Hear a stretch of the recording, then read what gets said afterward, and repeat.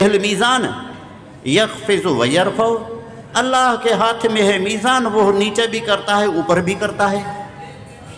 لیکن دوسرے علماء کہتے ہیں کہ نہیں، یہاں میزان سے مراد رزق ہے، کہ رزق اللہ کے ہاتھ میں ہے، کسی کو زیادہ دے، کسی کو تنگ کرے، کسی کو کشادہ دے۔ دوسرے علماء کا کہنا ہے کہ ملک الموت ذمہ دار ہے۔ ایک حدیث بھی آتی ہے بحقی کی کہ ملک الموت مؤکل بالمیزان، میزان کے حوالے ہے ملک الموت۔ تیسرے جماعت ایک علماء کی ہے، وہ کہتے ہیں کہ نہیں، وزن کا ذمہ دار جبرائیل ہوگا۔ بہرحال جو بھی ہو، اب سوال یہ ہے کہ یہ وہاں جو قرآن شریف میں فمن ثقلت موازینہ فہو فی عیشۃ راضیہ ومن خفت موازینہ فامہ ہاویہ، یہاں تو دنیا میں یہ ہے کہ جب پلڑا بھاری ہوتا ہے تو نیچے آ جاتا ہے، جو ہلکا پلڑا اوپر رہ جاتا ہے۔ آخرت میں کس طرح ہوگا بھاری ہونا ہلکا ہونا؟ تو بعض علماء ظاہر کی طور پر کہتے ہیں کہ وہاں بھی ایسا ہی ہوگا، جو جس طرح یہاں ہے تو اس طرح وہاں بھی ہوگا۔ بعض کہتے ہیں کہ بھاری ہونا ہلکا ہونا ایک وہ عام دنیا والا نہیں ہوگا۔ اگر ان اعمال کی نورانیت ہے تو وہ گویا کہ بھاری ہے، اگر ظلمت اور تاریکی ہوئے گی تو گویا کہ وہ پلڑا گر گیا، منا ہلکا ہے۔ دوسرے کہتے ہیں کہ نہیں، دنیا میں جو بھاری ہوتا ہے نیچے آ جاتا ہے، لیکن آخرت میں جو بھاری ہوگا وہ اوپر ہوگا، کیونکہ وہ جہان دوسرا ہے، یہ جہان الگ ہے۔ قبر کا جہان الگ ہے، دنیا کا جہان الگ ہے، اور ہر ایک کے اپنے اپنے دلائل بھی ہیں۔ وہ دیتے ہیں کہ قرآن شریف میں لکھا ہے کہ الیہ یصعد الکلم الطیب والعمل الصالح یرفعہ، اللہ کے طرف چڑھتے ہیں کلمات پاک اور عمل صالح اس کو اوپر کرتا ہے۔ اب سوال آتا ہے کہ یہ جو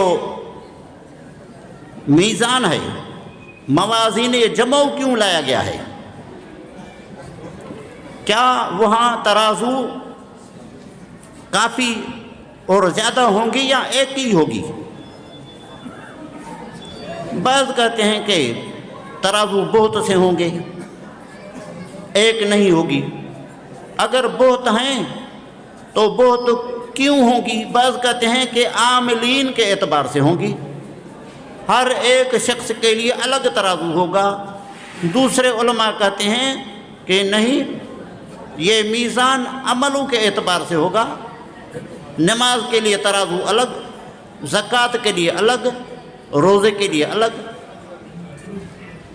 اور جو کہتے ہیں کہ ترازو ایک ہوگی، وہ کہتے ہیں کہ ترازو ایک ہی ہوگی، زیادہ نہیں ہوگی، ساروں کے عمل ایک ہی ترازو میں تلیں گے اور حساب کتاب واضح ہو جائے گا، ایک ہی ترازو ہوگی۔ باقی سوال یہ ہے کہ جب ایک ہی ہے تو قرآن شریف میں یہ کیوں آیا کہ وَنَزَعُ الْمَوَازِينَ جمع کیوں لایا گیا ہے؟ اس کے سلسلے میں جواب دیتے ہیں کہ چونکہ عاملین عمل کرنے والے زیادہ ہیں، اس لیے میزان کو جمع کیا گیا ہے۔ دوسرے کہتے ہیں چونکہ اعمال زیادہ ہیں اس لیے جمع کیا گیا ہے۔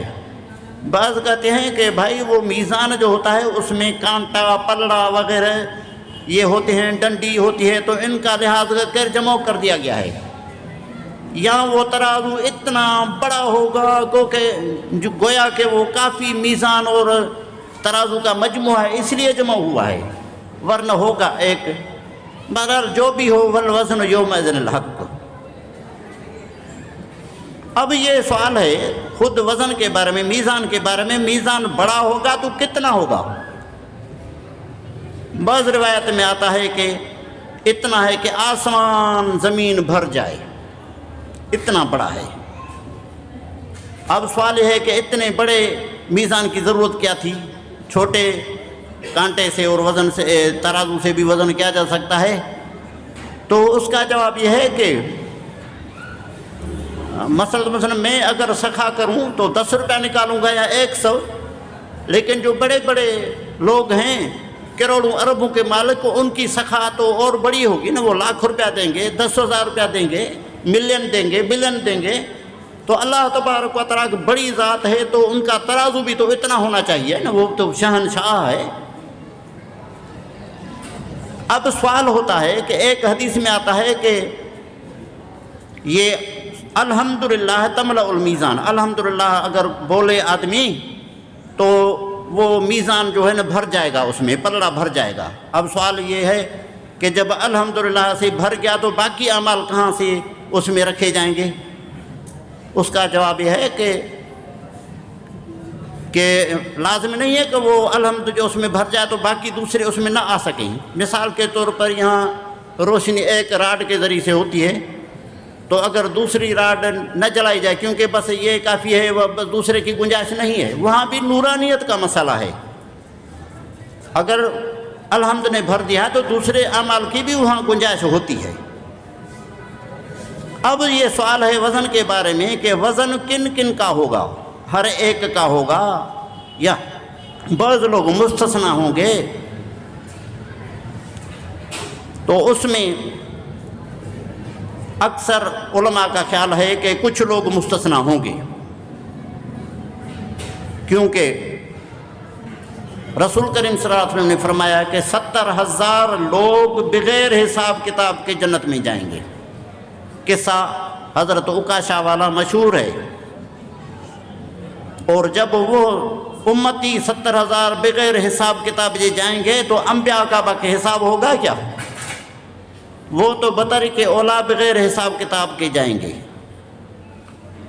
باقی مسئلہ رہا مومنین کا اور کفار کا۔ باقی مومنین کا حساب ہوگا اگر نیکیاں اور برائیاں برابر ہو گئی تو آراف میں کچھ عرصے کے لیے رہایا جائے گا، پھر جنت میں ڈالا جائے گا۔ اگر برائیاں زیادہ ہو گئیں تو کچھ عرصے کے لیے جہنم میں ڈال کر پھر جنت میں لایا جائے گا۔ اگر نیکیاں زیادہ ہیں تو باقی غلطیاں معاف کر کے اس کو جنت میں رکھا جائے گا۔ اب مسئلہ ہے کفار کا، کفار کا بھی وزن ہوگا یا نہیں؟ تو بعض علماء کا خیال ہے کہ کفار کا وزن نہیں ہوگا۔ دلیل قرآن شریف میں ہے فَلَا نُقِيمُ لَهُمْ يَوْمَ الْقِيَامَةِ وَزْنًا، ہم ان کا وزن نہیں کریں گے، وزن قائم نہیں کریں گے۔ دوسرے علماء کہتے ہیں کہ نہیں، کفار کا وزن ضرور ہوگا، کیونکہ قرآن شریف میں ہے وَمَنْ خَفَّتْ مَوَازِينُهُ فَأُولَئِكَ الَّذِينَ خَسِرُوا أَنفُسَهُمْ فِي جَهَنَّمَ خَالِدُونَ، جن کے پلڑے ہلکے ہو گئے انہوں نے اپنے نفس کو خسارے میں ڈالا اور جہنم میں ہمیشہ رہیں گے۔ اب بتاؤ کہ ہمیشہ کون رہنے والے ہیں؟ کفار ہی تو ہیں، تو معلوم ہوا کہ ان کا بھی وزن ہوگا، لیکن جائیں گے جہنم میں۔ ان کے نیکیاں اگر ہوں گی تو نیکیاں دوسرے پلڑے میں ڈالی جائیں گی، لیکن ان کی نیکیوں کا اجر ان کو نہیں ملے گا۔ ان کا اجر نیکیوں کا، کفار کا، صدقے خیرات کا جو کرتے ہیں ان کا دنیا میں اس کو فائدہ ملے گا۔ بعض علماء نے کہا ہے کہ آخرت میں بھی عذاب کے تخفیف میں ان اعمال حسنہ کا اثر ہوگا۔ اب ہم آتے ہیں اس عنوان پر جو بخاری نے قائم کیا ہے کہ ہم ترازو رکھیں گے انصاف والی۔ القسط یہاں تو مصدر ہے اور مبالغے کے طور پر صفت ہے، یہاں مضاف محذوف ہے ذات القسط۔ بعض کہتے ہیں کہ القسط یہ مفعول لہو ہے، یعنی للقسط، لیوم القیامہ یعنی فی یوم القیامہ۔ اعمال بنی آدم قول کا وزن ہوگا۔ حضرت مجاہد فرماتے ہیں کہ قسطاس جو قرآن شریف میں آیا ہے وزنوا بالقسطاس المستقیم، وہاں قسطاس سے مراد ترازو ہے۔ ویسے قسطاس کی اصلی معنی ہے عدل، جو رومی زبان کا لفظ ہے لیکن یہاں عربی میں استعمال ہوا ہے۔ جس طرح گلاس انگریزی لفظ ہے لیکن آج کل اردو اور سندھی میں مروج ہے۔ اور پھر روایت سے پہلے ذکر کیا کہ قسط مقسط کی مصدر ہے، مقسط عادل کو کہتے ہیں، باقی قاسط جب مجرد کا صیغہ ہو تو وہ جائر یعنی ظالم کے معنی میں آتا ہے۔ اما القاسطون فکانوا لجہنم حطبا۔ اس کے بعد روایت ذکر کی کہ حدثنا احمد بن اشکاب، امام بخاری اپنے استاد احمد بن اشکاب سے روایت کرتے ہیں۔ اشکاب کے بیٹے احمد بن اشکاب کے علاوہ اور بھی ہیں، علی بن اشکاب، محمد بن اشکاب، وہ بھی بخاری کے راوی ہیں، لیکن علی بن اشکاب، محمد بن اشکاب آپس میں تو بھائی ہیں، یہ احمد بن اشکاب ان کا بھائی نہیں ہے، یہ الگ ہے، کیونکہ یہ کوفے کا ہے اور وہ بغداد کے تھے۔ اشکاب دونوں طرح پڑھا گیا ہے، یہ امام بخاری کا استاد ہے۔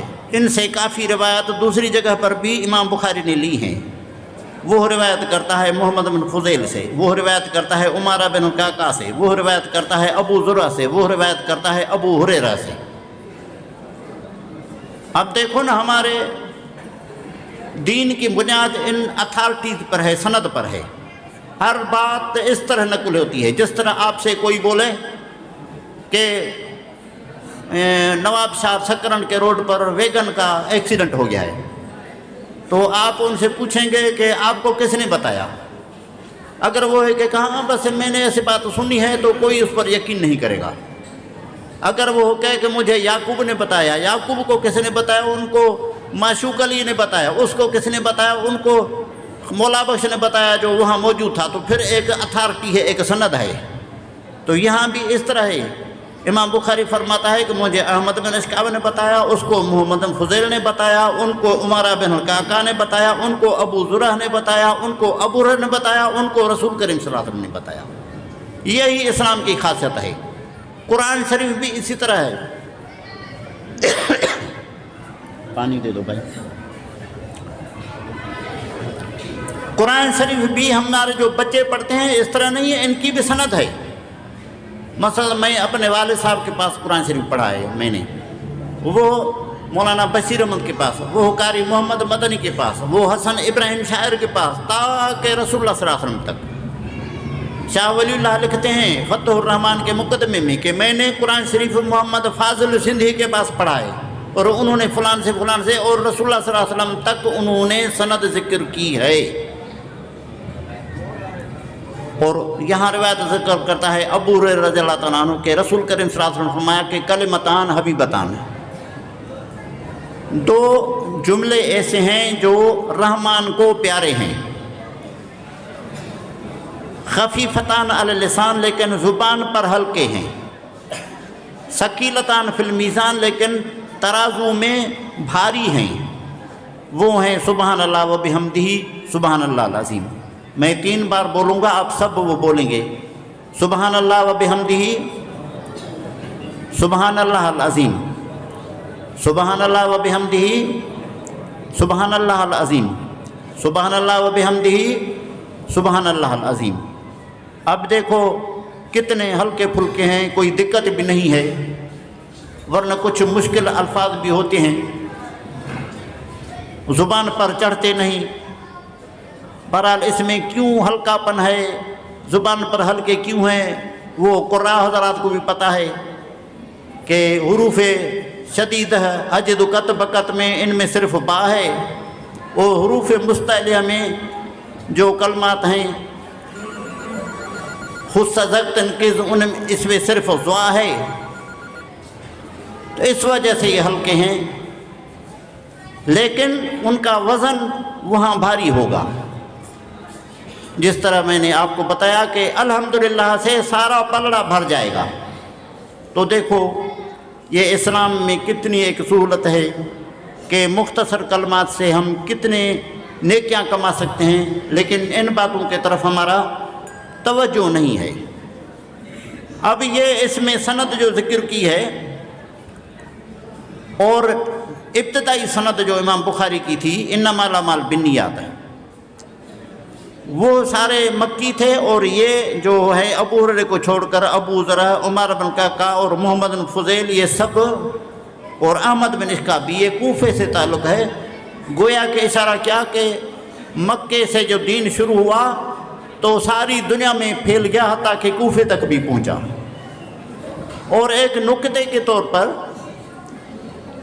ابتدا میں حمیدی کی روایت ہے جو حمد سے ماخوذ ہے، یہاں احمد کی روایت ہے جو بھی حمد سے ماخوذ ہے، اور حمد سے متعلق یہ حدیث ہے کہ سبحان اللہ و بحمدہ سبحان اللہ العظیم۔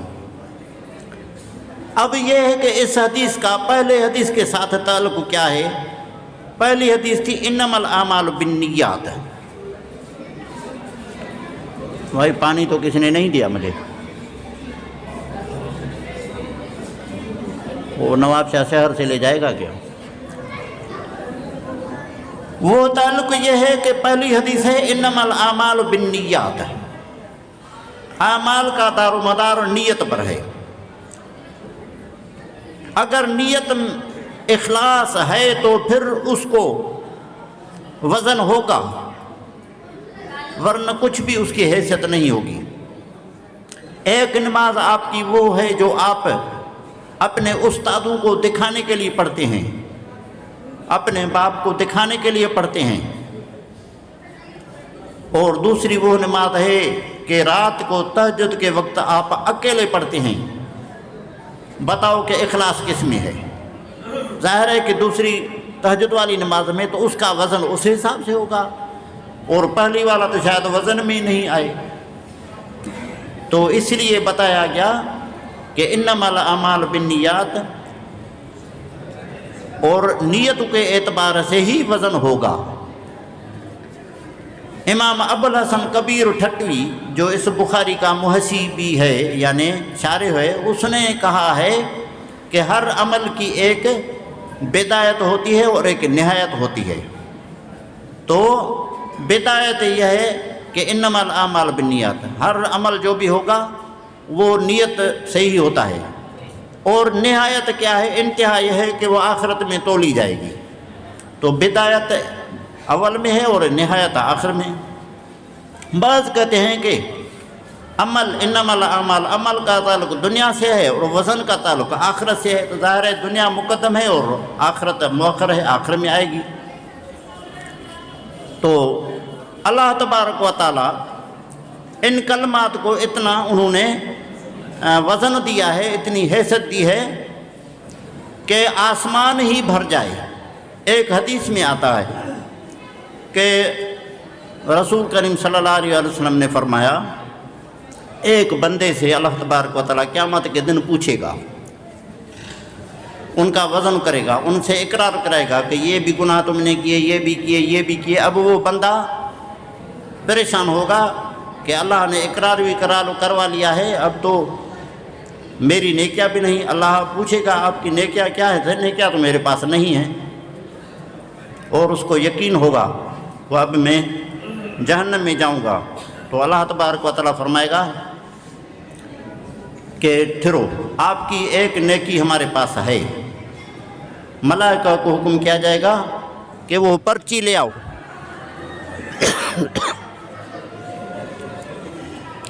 وہ پرچی لے آئیں گے، وہ پلڑے میں ڈالی جائے گی، تو دوسرا پلڑا جو برائیوں سے بھرپور تھا وہ ہلکا پڑ جائے گا، اور وہ پرچی بھاری ہو جائے گی، اور اس پرچی میں لکھا ہوگا لا الہ الا اللہ محمد رسول اللہ۔ تو اللہ تبارک و تعالیٰ اخلاص کی وجہ سے ایک مختصر جملے کو بھی اتنا وزن دیتا ہے۔ تو یہاں ہم اپنے سبق کو ختم کرتے ہیں۔